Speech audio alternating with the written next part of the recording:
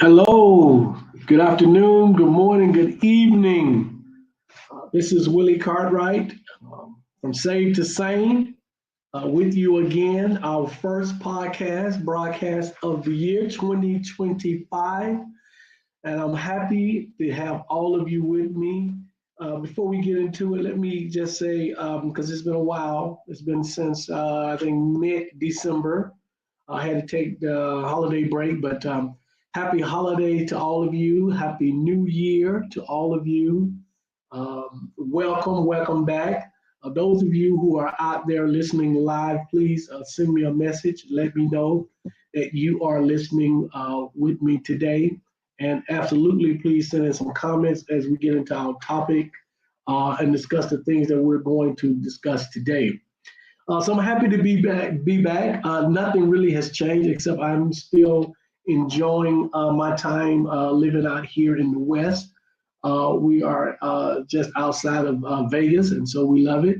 Let me say, I would be remiss if I did not say our thoughts and wishing our well wishes to all of you who are in the Los Angeles area or who may have family or friends in the LA area who are going through these horrendous fires.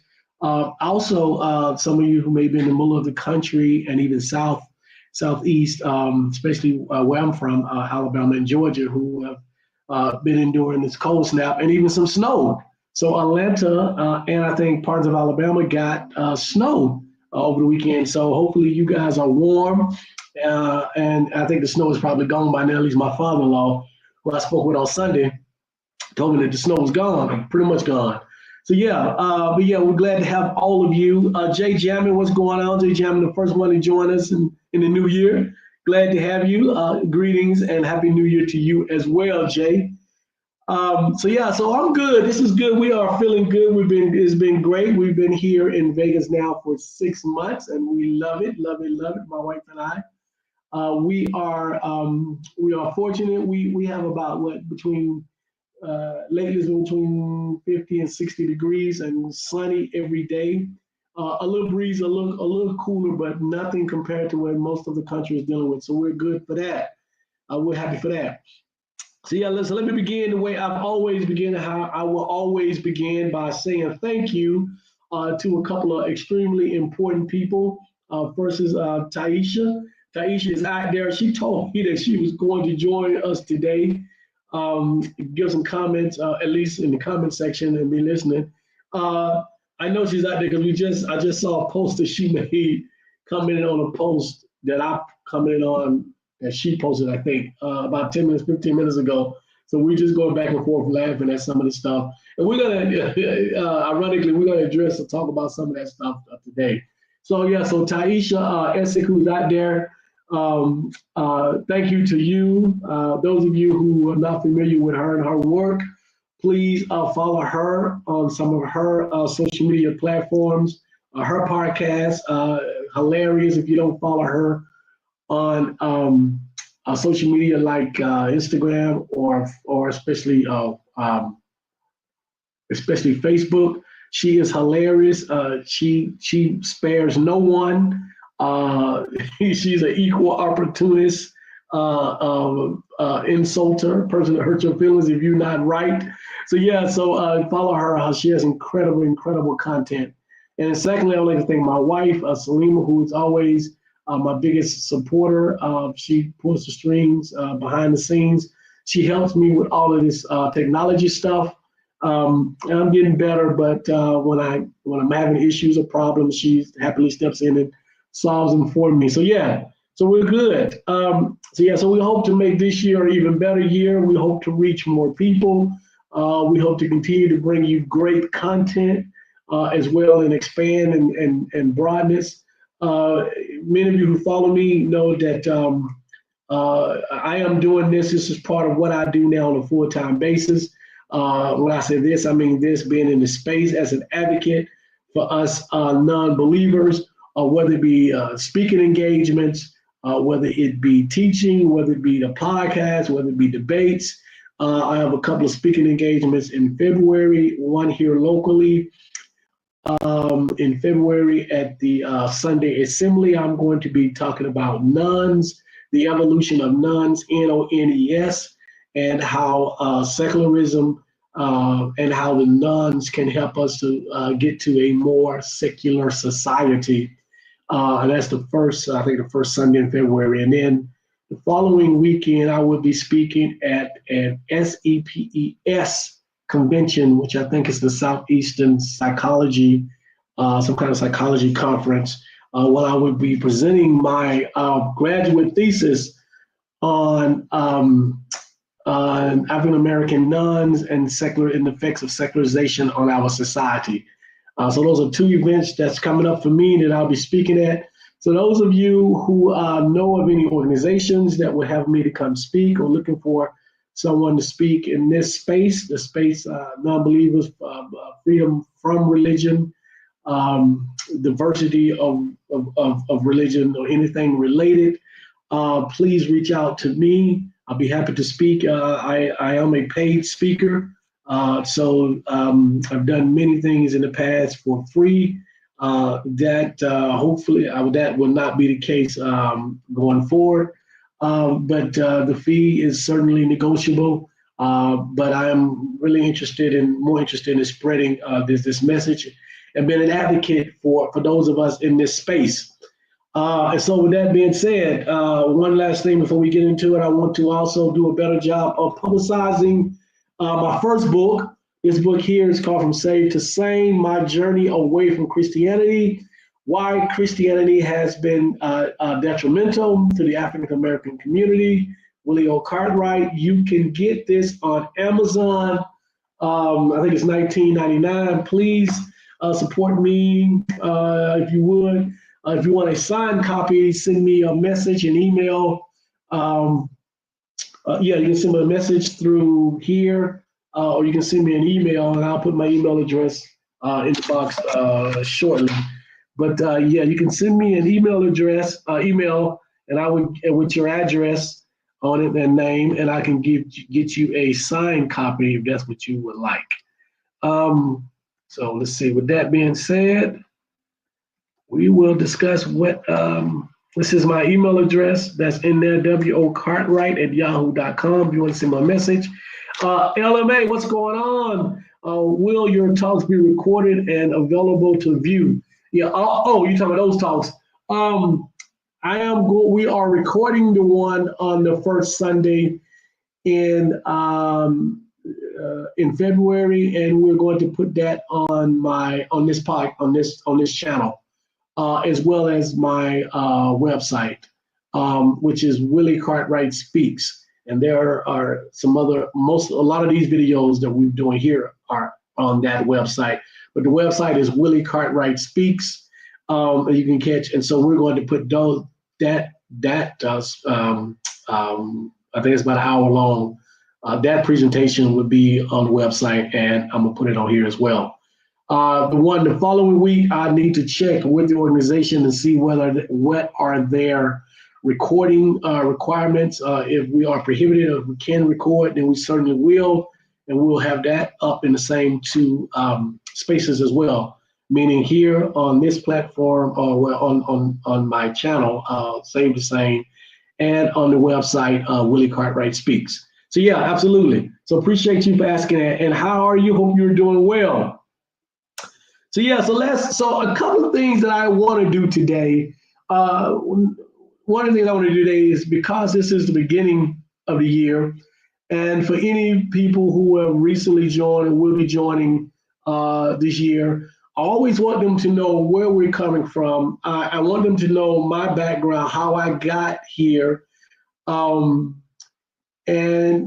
not necessarily to validate myself, but I want them to know my credentials and how I got to where I am, so they know who they're listening to. So we'll do that, I think, a little bit later as part of what we're doing today, sort of a recap, a rehash of who I am, how I got here, sort of my story. Some of you have heard it before. Some others of you have heard it in bits and pieces. And so I'll bring it all together and sort of rehash it all at once. And then what we want to do is the main thing that we want to do today is talk about this topic of natural disasters, biblical prophecy, and messages from God.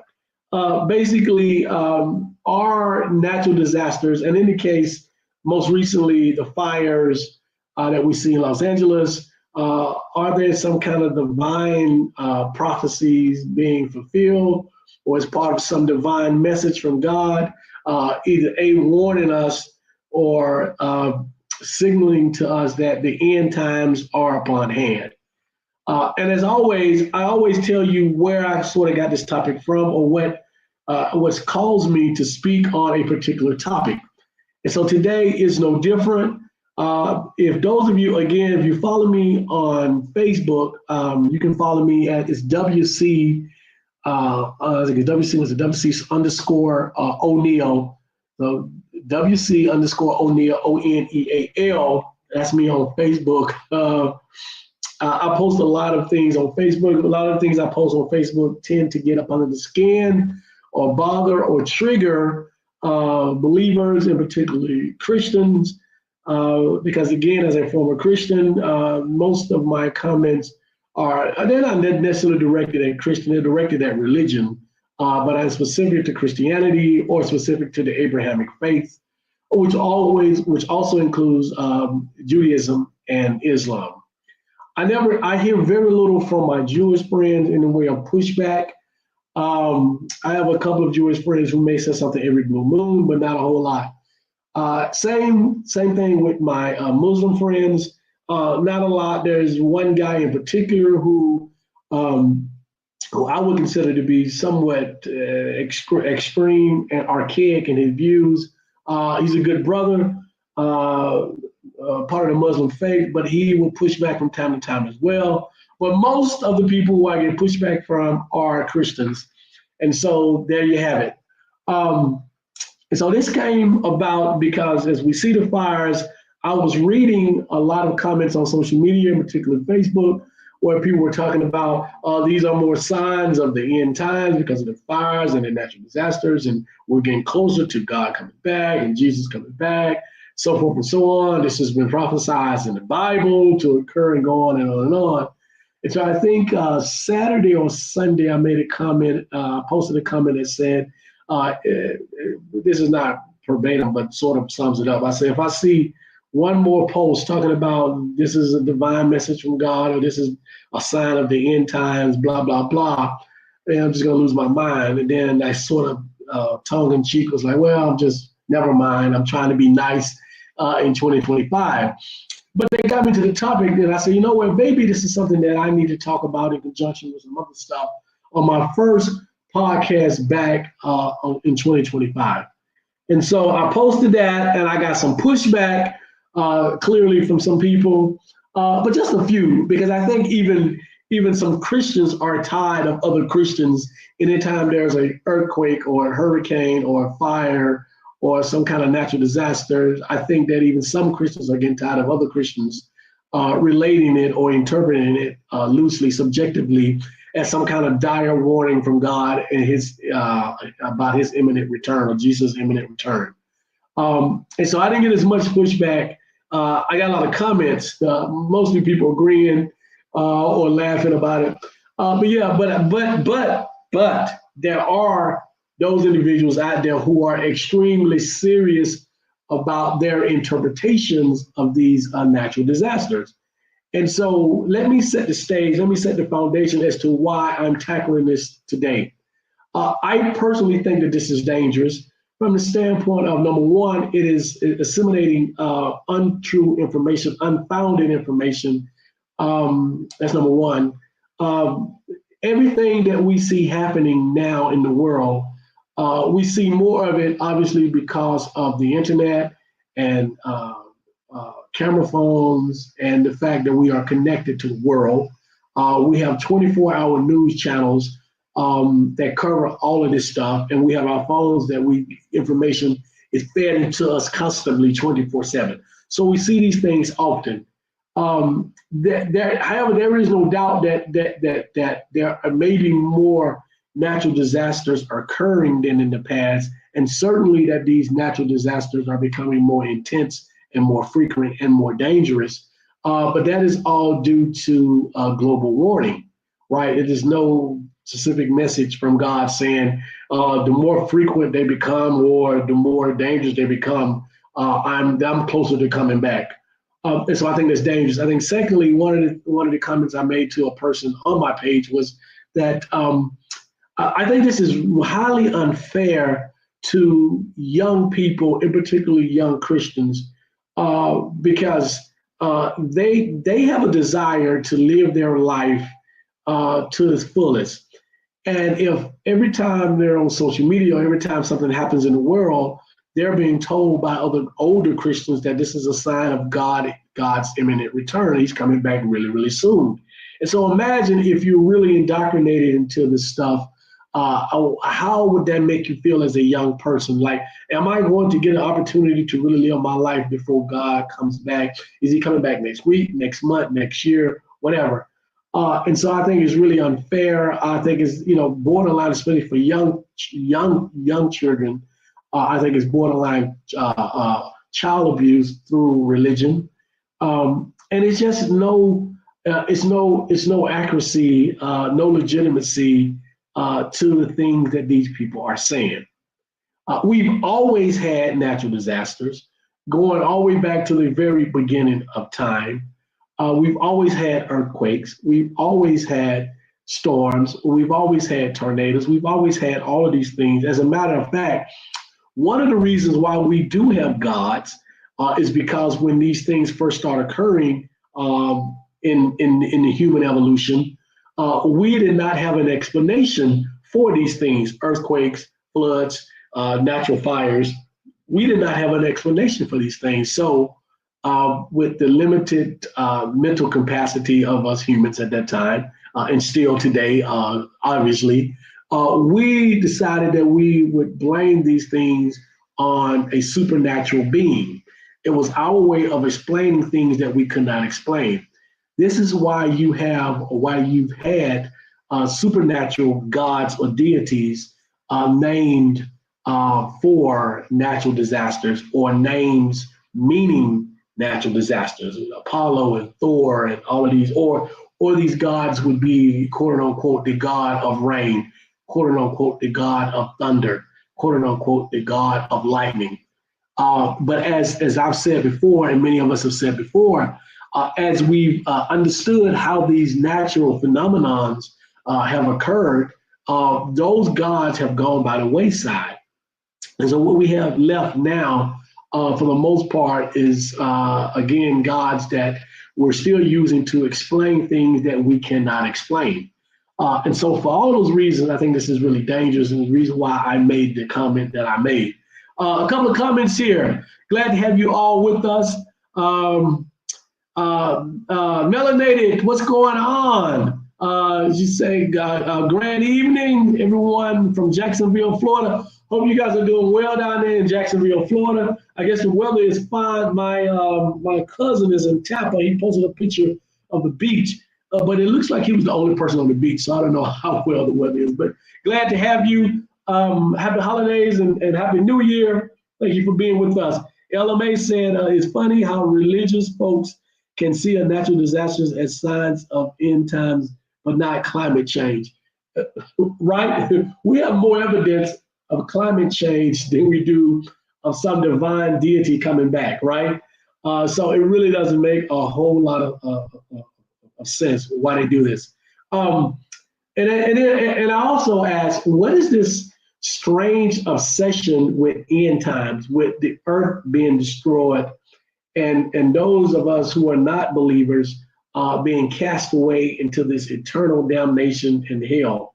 I would guess to venture that some of these Christians who believe that they're going to heaven, if there was such a thing as heaven and hell, the biblical version of heaven and hell, I would venture to say that some of these people would not be going to hell.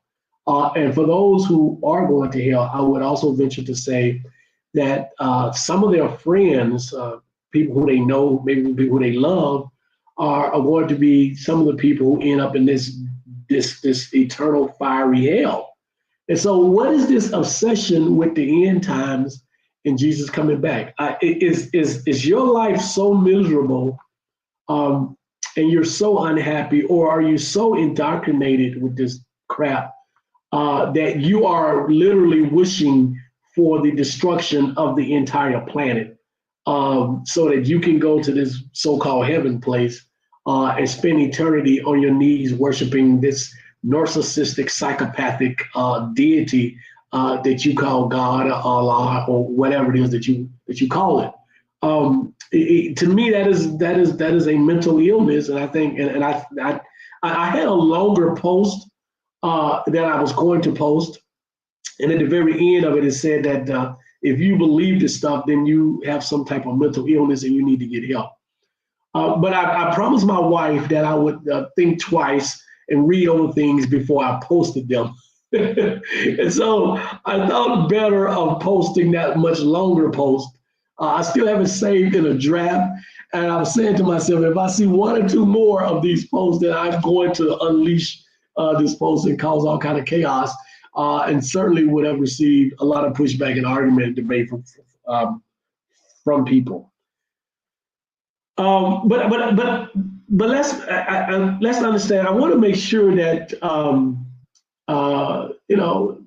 all jokes aside, I think that it is important that we tackle this, that we challenge this. Though we being us in this in the space of non-believers, individuals who have questions about our faith or religion.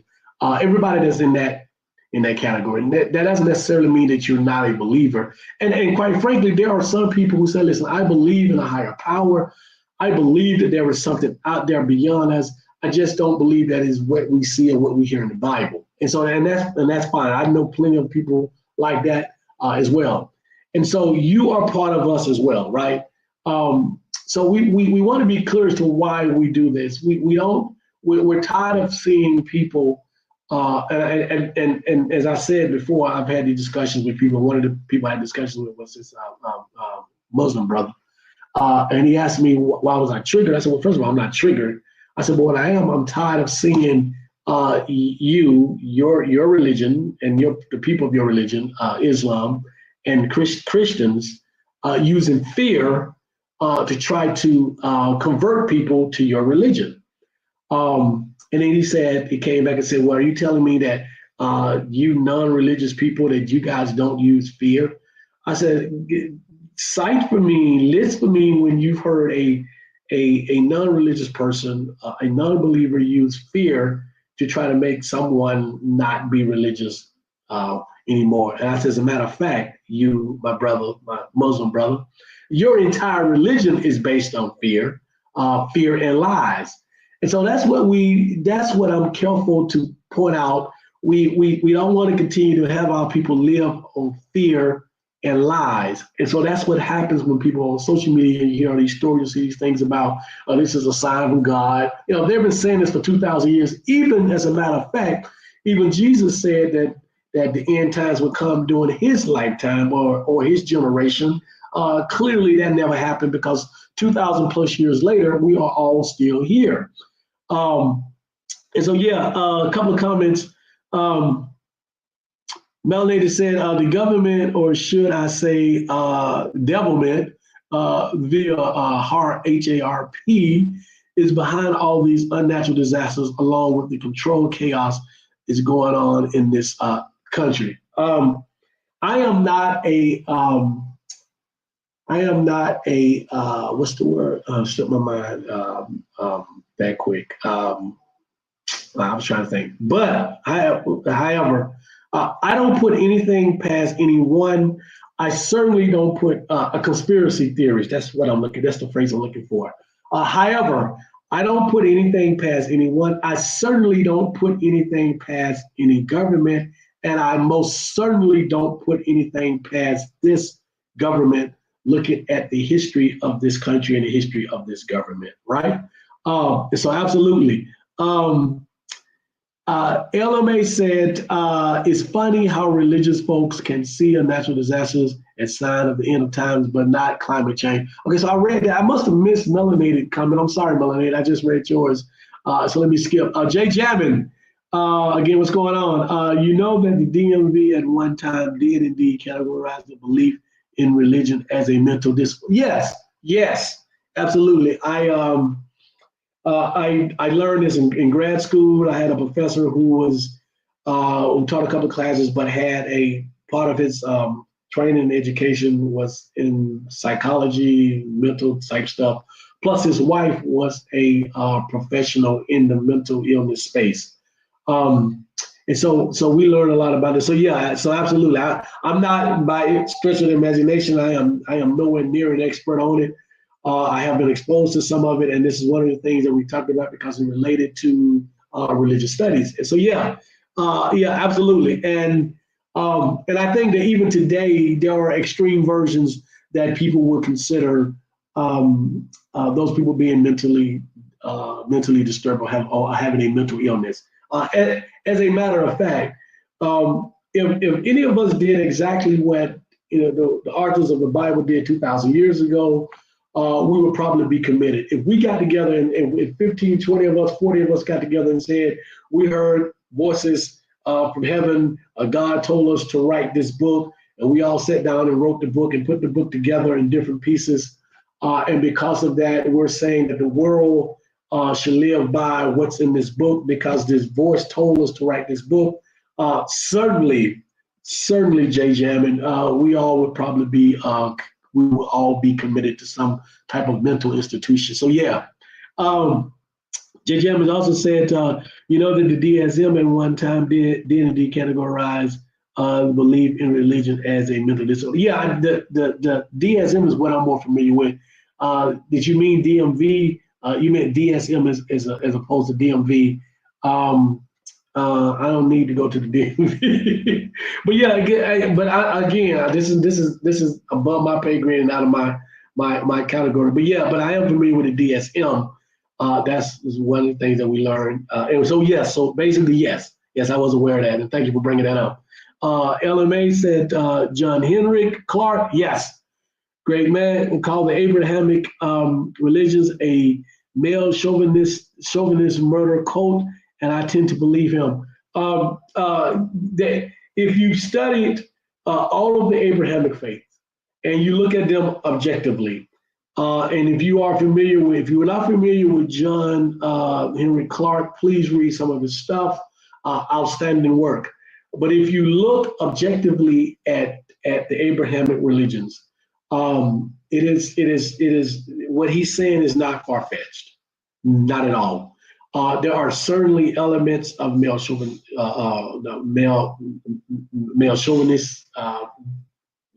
misogyny there.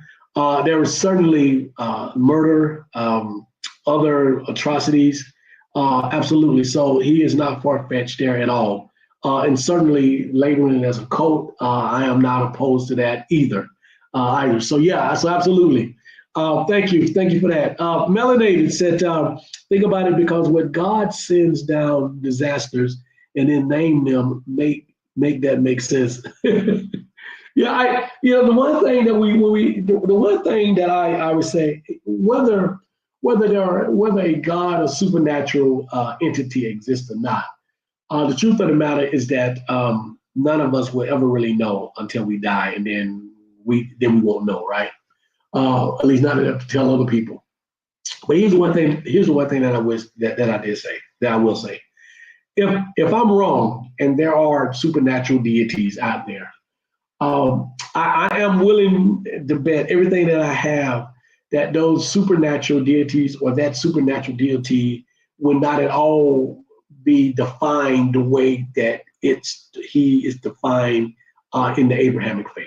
Meaning that if you look at the characteristics of this God, the Abrahamic God, these traits and characteristics are human traits, right? He's vengeful. He's angry. He's jealous. Those are the things that are specifically, implicitly said about him. And there are, the good things. He is loving. He is caring. All of that stuff as well. But all of those are human traits. And then there's other traits that are evident that should be ascribed to him based on his action, like psychopathic, narcissistic, and so those two are human traits. And I don't believe that if there was, if there is a divine supernatural power, that it would have any of these human traits, right? And so yeah, and so and this comes about because that is the extent of our mental capability as human beings. So when we sit down and create a God, he or she, it is going to have human characteristics and traits because we have no other way of defining this thing or giving this thing in traits. Also, it needs to have these traits so that all this other stuff makes sense. You need to be good, or this God is going to punish you. So this God needs to have a trait that says he is vengeful, jealous, resentful, or whatever, because it's important. Because without that, why would he even consider punishing you? And if there's no punishment, then you can do whatever you want to do, which doesn't mean you do bad things. It just means that you're free to do whatever you want to do, and that you're not obligated, as believers are, to bow to this narcissistic entity that we have. So yeah, so absolutely. And so I just wanted to mention a few things. When Christians talk about this stuff being prophecy or prophesies, natural disasters, and it's a sign of the end times, they also talk about famines, and they talk about pestilence. And pestilence is just another word for worldwide pandemics. If you think about COVID-19, it would be described as a pestilence. So it was a epidemic, a pandemic.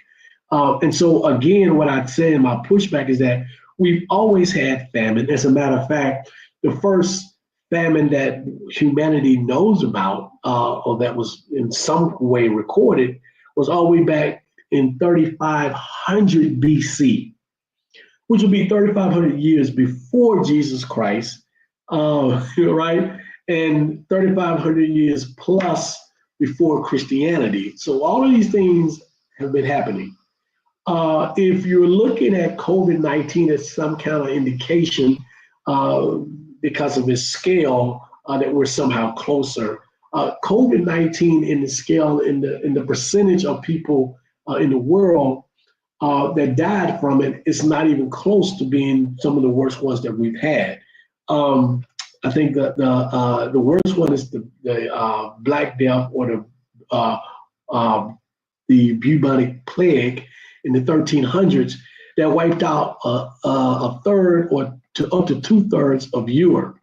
For scale, that would be about from 5%. Well, I mean, I'm sorry. There's been other plagues that have wiped out anywhere from between 5% to 40% of the world population at that time, right?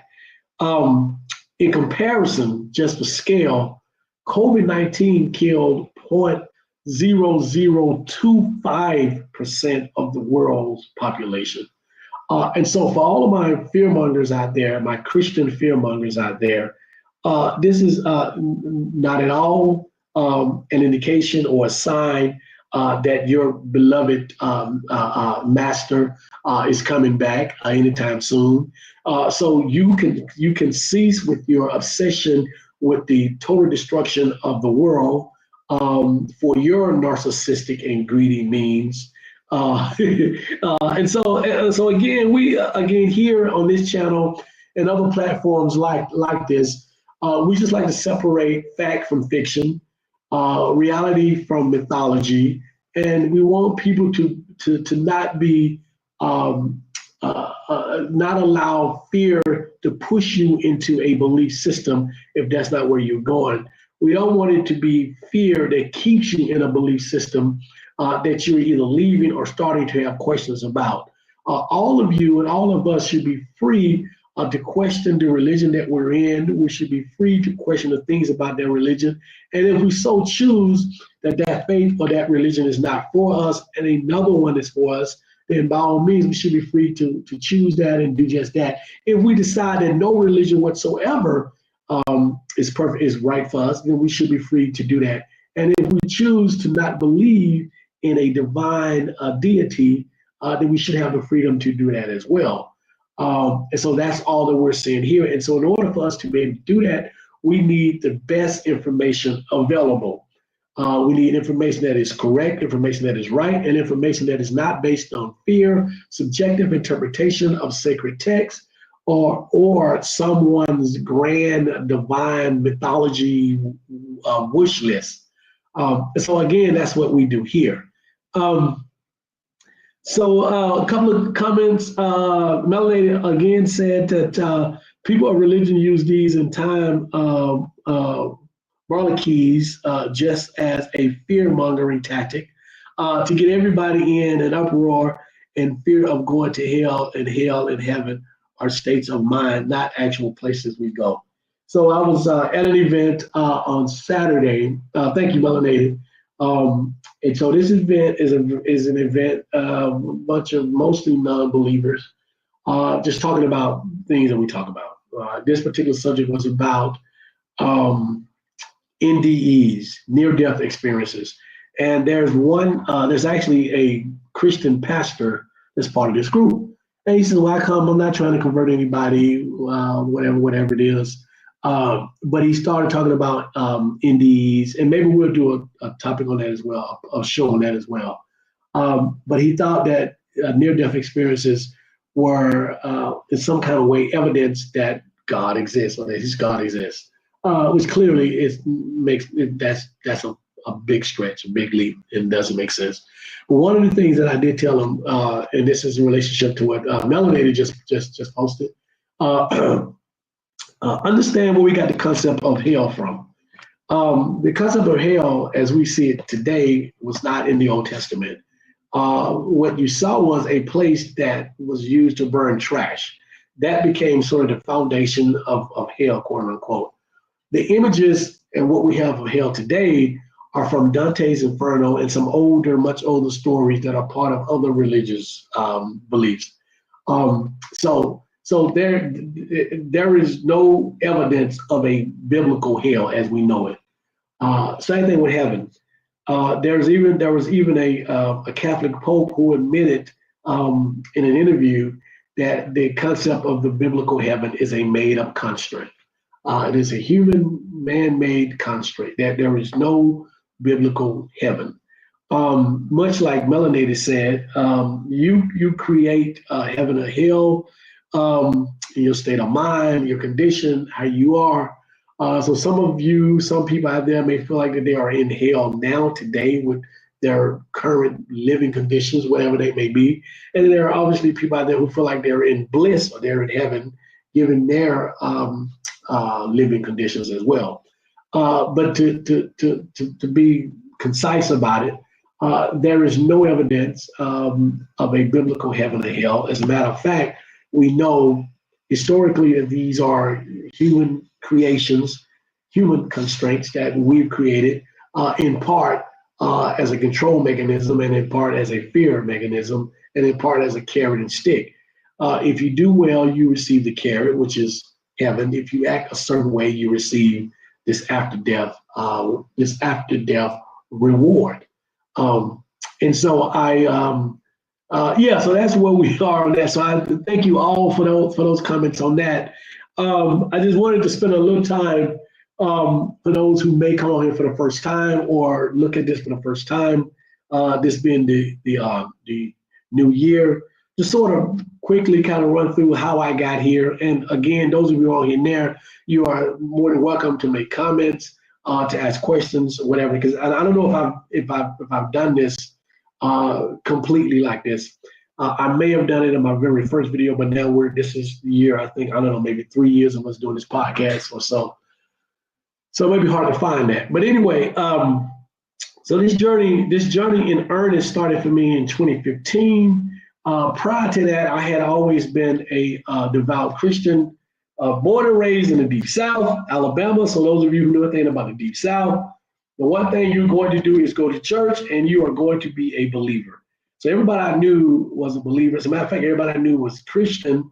I knew one guy, was a friend of ours, he was Catholic. And even today, he hates being teased about him being a Catholic living in the hood, right? But he was Catholic. I didn't even meet any Muslims until I got to college.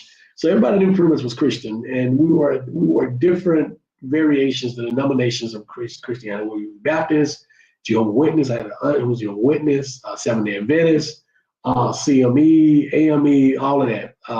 Church of Christ, all of that. I spent about 3 years part of the Church of Christ. But anyway, when I got to college, I met people who were of other faiths. And growing up, I mean, we went to church all day Sundays, Wednesday nights. When I say all day, I mean 8 in the morning till 6 in the evening on Sundays. During the summers, not only did we go to not only did we go to revival at our church, my mother would drag us to every revival in the city. So as a child, I spent most of my summer evenings hot at church at revivals. So I got my feel of it. My mother was really, really religious, really devout. You couldn't cuss, you couldn't say certain things, you couldn't watch certain programs if it was deemed to be too risky. All of that. So many of you was raised the same way. So I won't go deep into that. But when I got to college, I met people from up north, particularly guys from up north who were Muslim, Nation of Islam, what I call real Muslims, the Nation of Islam, right? It's just an inside joke with me. There were also people who were with the 5%ers and different other religions. And so I sort of became intrigued by these different religions. And at one point, I even considered converting over to Muslim. But as my mother, who's now deceased, we had sort of a running joke. She was like, well, ham, at the time, ham was my favorite food. And she said, well, you can't eat ham if you become Muslim. And so that pretty much squashed that. But it didn't squash the interest that I had in religion as a collective subject, right? Fast forward, go through life. I'm still a Christian, but I'm starting to have doubts because I have many questions that was not answered, many things that didn't make sense to me logically. When I examined it from a logical standpoint, from an analytical standpoint, a lot of these things did not make sense to me. I met my wife in 2005. She had been born into the Muslim faith and was Muslim for about 20 years and then converted to Christianity. So she had been a Christian for about 10 years. But we both were Christians. We were both going to, all the churches in Atlanta, some of the more popular churches as well. And so this was sort of our thing. And then I think we sort of started growing tired of the whole organized religion thing and the whole going to church every Sunday thing. I think it was the first step. And I started having more and more questions. And then at the time, I didn't know that my wife was having the same questions or issues. I was afraid to sort of approach her with this because I didn't know how she would feel. I didn't know if it would mean that, we would have issues with our marriage or whatever. Her mother was extremely devout. Her father was he came from Seventh-day Adventist church. So he was a believer, but he was, as most grown men are, we're sort of apathetic to church and religion or whatever. Yeah, we believe, but that's about the extent of it, right? But on this one fateful day, my wife and I were hiking. If you guys are familiar with Atlanta, Stone Mountain, we're hiking around Stone Mountain. We both just stopped and said to ourselves, what are we doing? This is not working for us, this thing being religion. And so we both vowed at the time that we would leave organized religion alone. My wife went off on her journey to see what was best for her, and she sort of settled on Buddhism.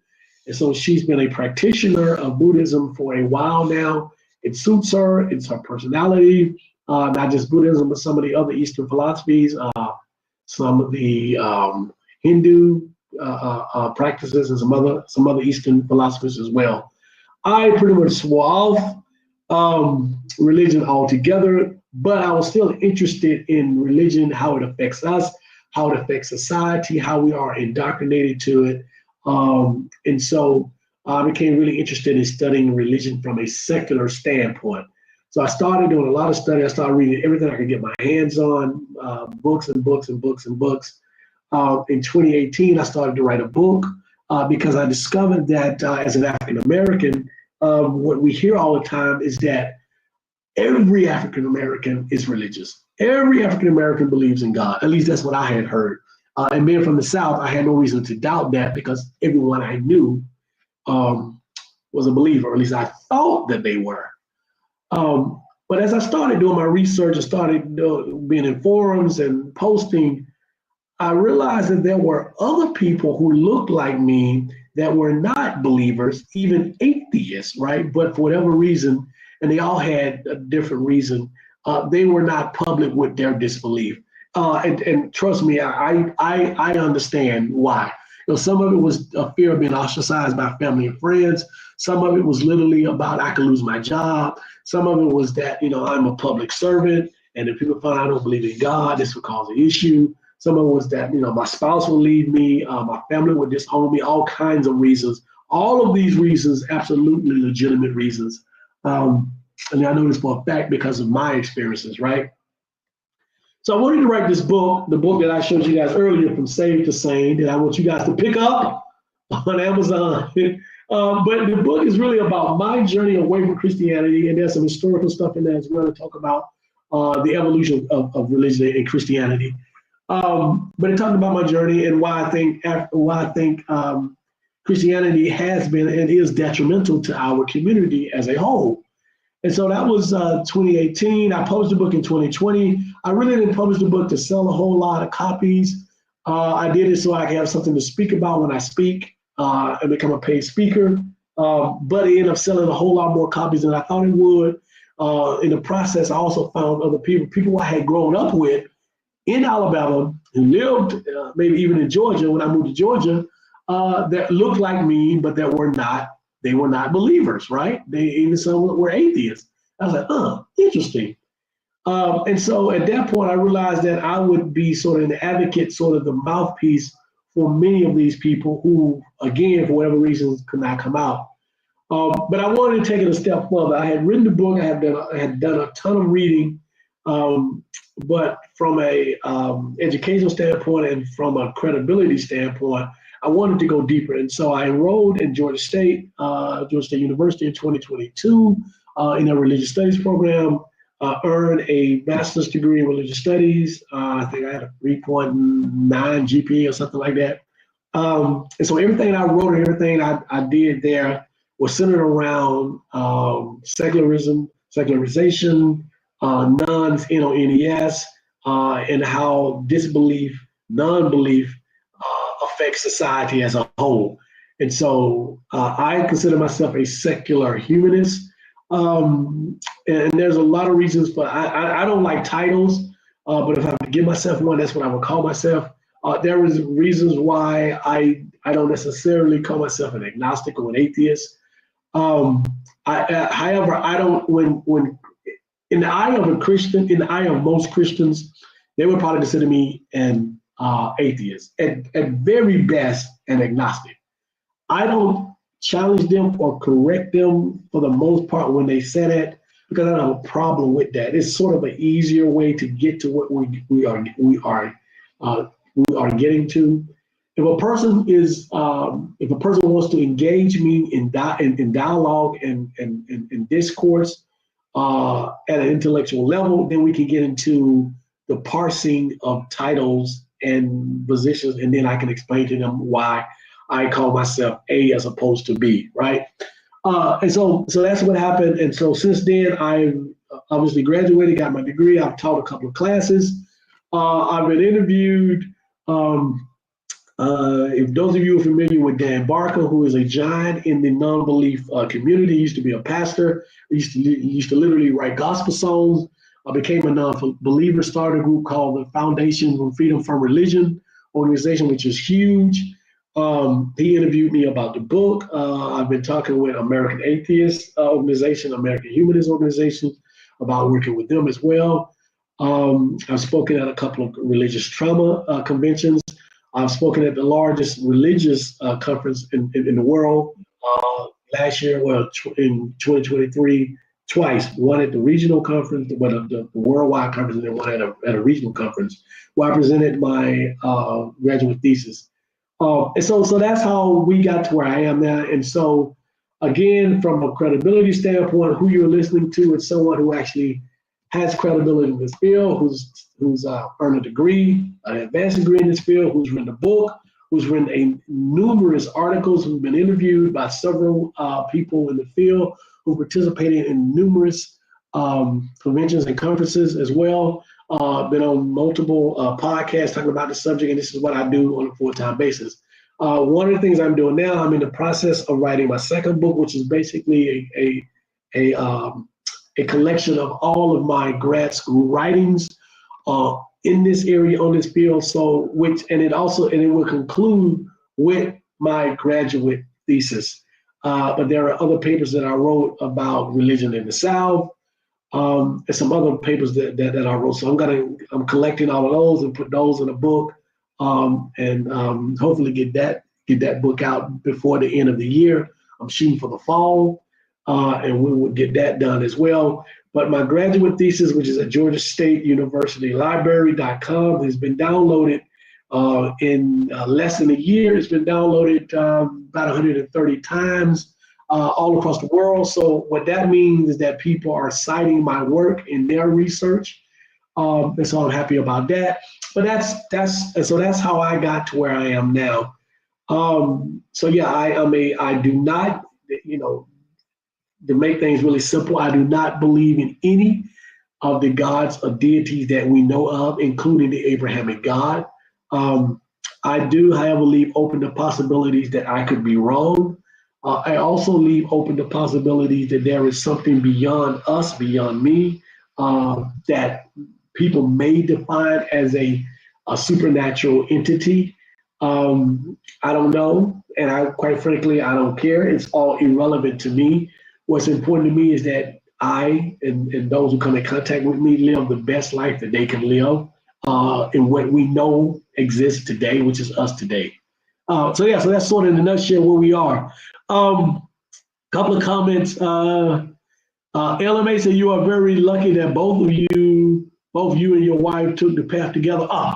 We talk about that every so often, how it would have been a disaster if she had said, or it would have been vice versa. If she had said, "No, I'm really into this Christianity thing, and I think something is wrong." I don't know how we would survive that. I do know that there are people who do have that dynamic in their marriage. Taisha is one. Those of you who are familiar with Taisha Essex, she's one. She got married a few years ago, and I think her husband is a believer. She clearly isn't. She was at one time, but she isn't anymore.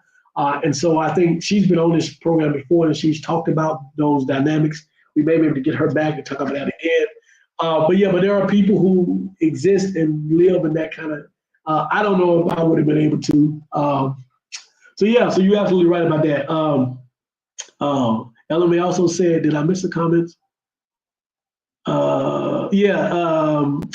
Jay Jam said, LMA, so true. My husband, the hypocrite. I had no idea he was the driving force for me leaving the church. Jay Jam, I need to hear that story, please. It is funny. That's interesting, Jay Jam. Yeah, I need to hear that story, how your husband was the driving force for you leaving the church. So yeah, interesting. So thank you. Melody said, are any of these people on Facebook and YouTube? If so, could you give me the name and correct spelling of their platforms? Yeah, let me, I will put together, because right now I don't want to misspell anybody. And some people I just watch and don't know the names, but there are, so I think from my experience, TikTok has the most amount of people that are non-believers, especially African-American non-believers who are putting out content. There are a whole host of people I don't know their names, and so what I'll start doing is collecting their names so I can give them a shout out and then direct point you guys into their direction. Um, Neo X, who is a guest on here sometime, and she may even be on here now, has a YouTube channel, a podcast where she talks about this kind of stuff as well. She's in this space. I've been on her program. We've done a show together. So it's Neo X, Neox, Neo X something else, but you can find out I think under Neo X, and then there's several others. Taisha had in one of her platforms, she would do programs like this, but she's branched out. She's doing a whole lot of other things as well. But from this point on, and that's a good point. Thank you for that. I'm going to start collecting the information, the names of these other people in the spaces, and give them a shout out and direct you guys to take a look at those people as well. So yeah, but they're all over Facebook, Instagram, YouTube, and TikTok for sure. Sharon said, "Hey, what's going on, Sharon? How you doing? I'll have to watch the replay. Hope all is well with you. Tell your wife hello. Absolutely. Yeah, Sharon, please catch the entire program. But Sharon is a regular, so we still appreciate her. Jay Jammer said, Melanated, if you do a Google pub search and enter Bro Willie's name, it will tell how many times he's been cited. The Bro Willie, my story is somewhat similar to yours, but yeah, it's funny, not funny. Yeah, it is. So yeah, you can do that. Yeah, I'm getting more and more out there, but thank you for that, Jay Jammy. My graduate thesis work is cited from GeorgiaState.com library, and I don't know how you. I get a notice every month about how many times it's been downloaded, my paper and all that. But all the other stuff, the stuff I've done on social media is out there. I'm sure you will see that as well. All this stuff is out there. But yeah, and so that is about it for this program. I am so happy to be back. So happy to thank all of you again. You can pick up the book. This is what I'm doing full time, 100%. Any speaking engagement, paid speaking engagement, people looking for people to speak in the space, let me know, send me a message. I put my email address early as one of the first posts in here. If you want my email address, or you can contact me through this here. But certainly appreciate all of you. Thank you for coming back. Thank you for not leaving me. Certainly invite your friends. I'm trying to grow this channel even more so, which we will try to increase this channel as we go along, add more stuff to it. But I like this, having these conversations with you, have you all here, just trying to get more and more people and get the message out. So yeah, so thank you so much for being a part of this. Enjoy your time, and I will see you in 2 weeks. Quick question, Jay Jammer, thank you for the thumbs up. Yeah, thumbs up. Please give me a thumbs up. One last question, LMA said, quick question, off-topic question. Did I see the what? LMA, I'm still here. You can ask me that question. Debate between Lord Jamar and Professor. So you know what? It came across my timeline or whatever, but I didn't look at it. I started to, but something happened and I didn't get a chance to look at it. So I need to go back and look at it again. But I am aware of it. One about the flat Earth. I didn't get a chance to go. I didn't get a chance to look at it, but I knew it was about flat Earth, and it came across my timeline or whatever. And I was going to look at it, but something happened. I didn't get a chance to listen to it, whatever. But yeah, I will take a look at it. I wonder if I can find it under Lord Jamar or Professor Dave, either one of them. And I can't remember if it was TikTok I saw that in. It might have been TikTok. I'm on TikTok less and less, but I'm going to get back on it more and more because that's a good audience. So I'm going to take a look at that. Hold that, LMA. Maybe you can bring it up in 2 weeks when we talk again, and we can kind of go into some details about that as well. But thank all of you. Appreciate you. Stay safe, and I will see you in 2 weeks. All right. Great show.